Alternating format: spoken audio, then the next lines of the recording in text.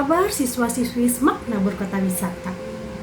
Dan Kristen harap kalian semua tetap semangat, tetap sehat, dan senantiasa siap untuk beraktivitas. Ya, pembelajaran kita pada hari ini adalah tentang PKBN 2K dengan tema keberanian. Materi ini akan dipandu oleh saya, Mem Christine, dan rekan saya, Memia. Selamat pagi siswa-siswi sekalian, apa kabar? Semoga dalam keadaan sehat dan tidak kekurangan suatu apapun.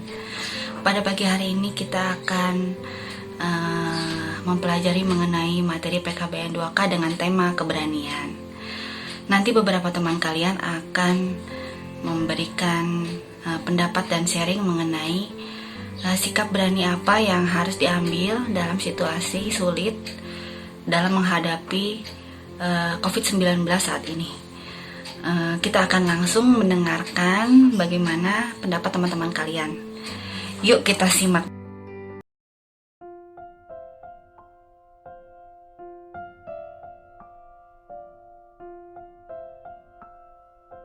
Salah satu kekhawatiran aku selama di karantina ini bisa karena ketakutan aku kalau misalnya salah satu anggota keluargaku atau mungkin aku terkena virus corona. Jadi kalau misalnya udah terkena, kita nggak tahu bakal berakhir buruk atau berakhir dengan baik. Dan juga kalau misalnya terpapar, kita harus dikarantina di rumah sakit, dan itu artinya kita harus berpisah sama anggota keluarga yang lainnya.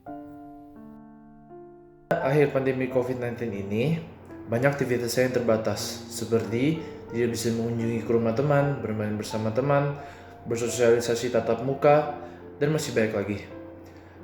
Agar pandemi COVID-19 ini berakhir, saya mengikuti instruksi dari pemerintah, seperti mencuci tangan menggunakan sabun, menggunakan masker bila berada di luar rumah, dan mengkonsumsi multivitamin agar daya tahan tubuh saya kuat.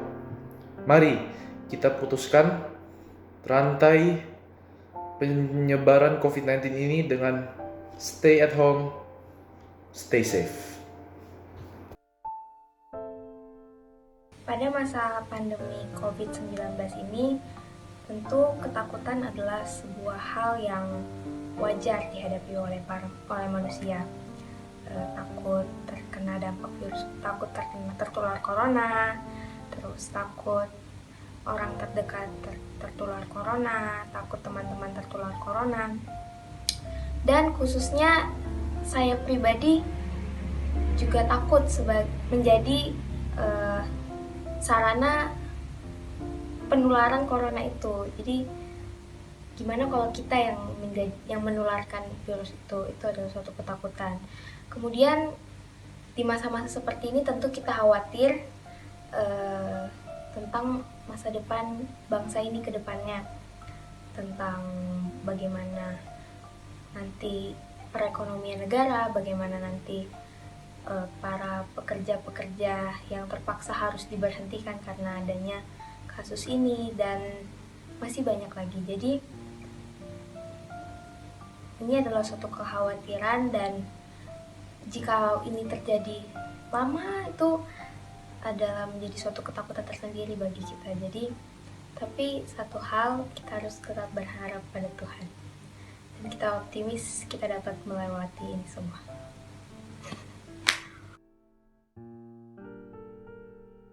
Kalau bagi saya pribadi, ketakutan yang saya alami selama COVID-19 ini pastinya kegiatan belajar mengajar. Saya takut banget kalau nilai saya jadi turun, jadi nggak maksimal, karena kan pelajaran yang seharusnya kita bisa dapatkan secara maksimal di sekolah, tapi karena keadaan seperti ini, jadi kita harus melalui internet, melalui home learning yang pasti tidak akan semaksimal kalau dilakukan secara tatap muka langsung di sekolah.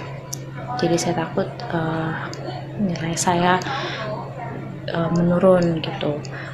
Dan ketakutan yang paling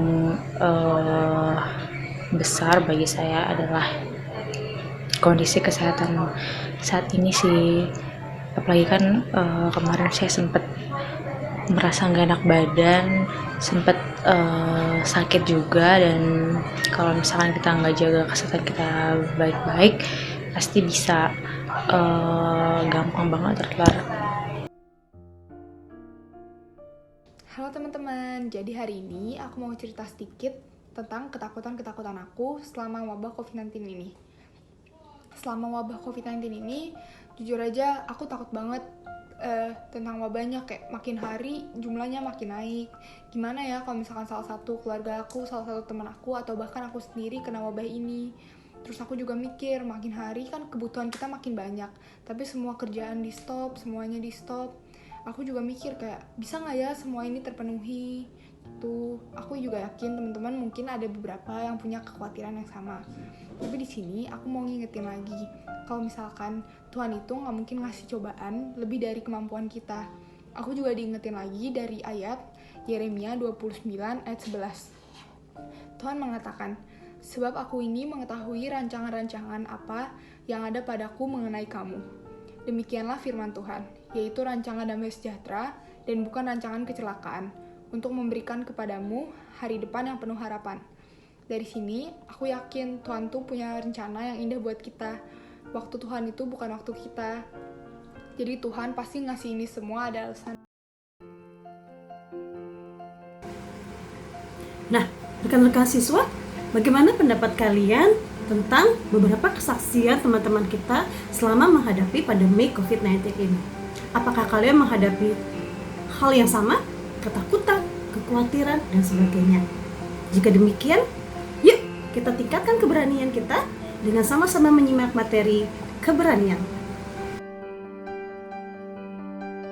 Dalam Kamus Besar Bahasa Indonesia, kata berani berarti mempunyai hati yang mantap dan rasa percaya diri yang besar dalam menghadapi bahaya, kesulitan, dan sebagainya. Kata berani juga berarti tidak takut, dalam hal ini gentar atau kecut.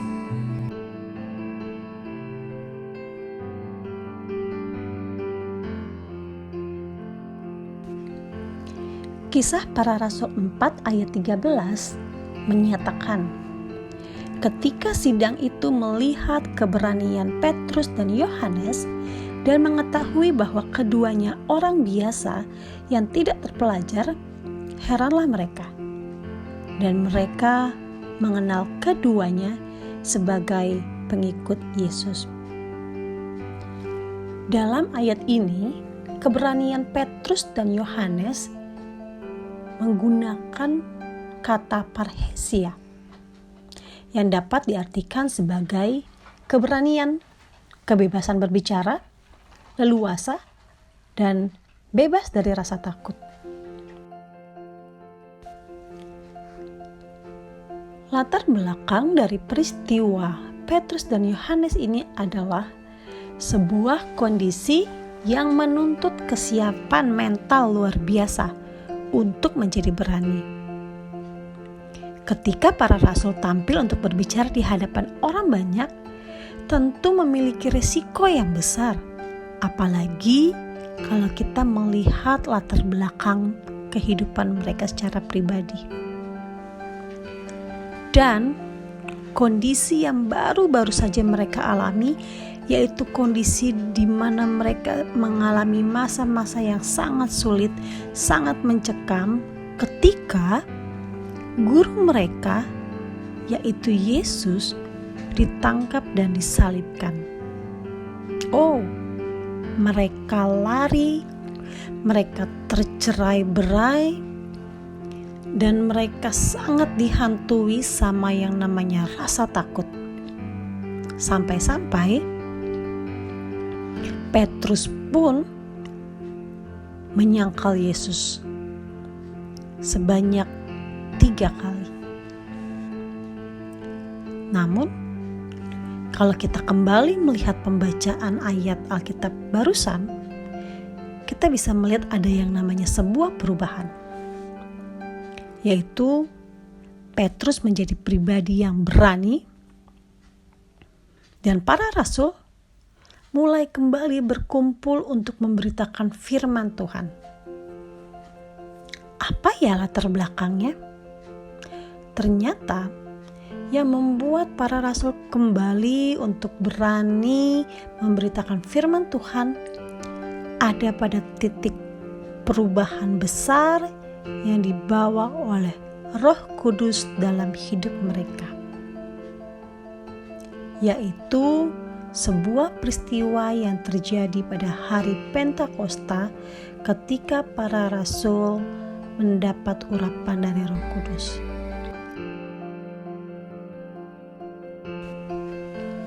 Terdapat beberapa hal penting yang perlu diperhatikan agar keberanian dapat memunculkan hal yang baru dan hal benar. Yang pertama, keberanian tidak dapat lepas dari peran akal budi. Akal budi menjadi alat objektifikasi, sehingga keberanian bukanlah suatu hal yang dilakukan tanpa perhitungan atau pertimbangan. Keberanian tanpa ukuran adalah tindakan yang nekat dan ceroboh.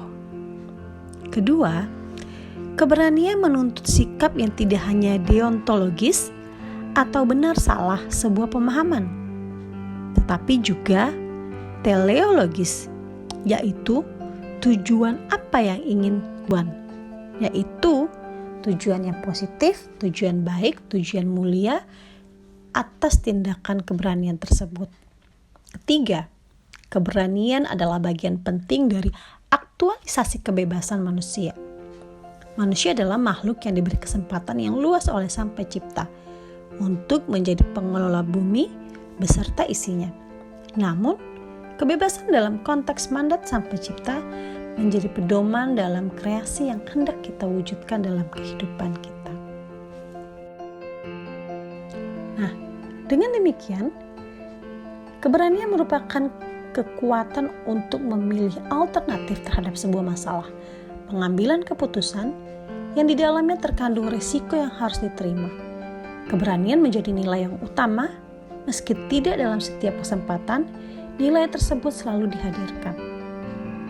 Keberanian juga tidak harus dimaknai dengan sebagai sikap terakhir yang dilakukan atas dasar keterdesakan, namun keberanian dapat merupakan tekad dan inisiatif yang lahir dari akal budi yang dipimpin oleh Roh Kudus, yang bertujuan untuk kebaikan dan mengandung nilai kebenaran. Nah, rekan-rekan siswa, bagaimana? Dan Christine harap kalian semua sudah memahami apa itu keberanian. Jika demikian, mari kita aktualisasikan diri kita untuk menjadi pribadi yang semakin dewasa dalam hal pikiran, mental, fisik, dan sebagainya. Kedua, mari kita menjadi pelopor keberanian di tengah masa pandemi COVID-19 ini. Dengan cara andalkan Tuhan, minta pimpinan Roh Kudus, selalu mengeksplorasi diri dengan melakukan hal-hal yang positif, mematuhi protokol yang ada, dan senantiasa bersyukur.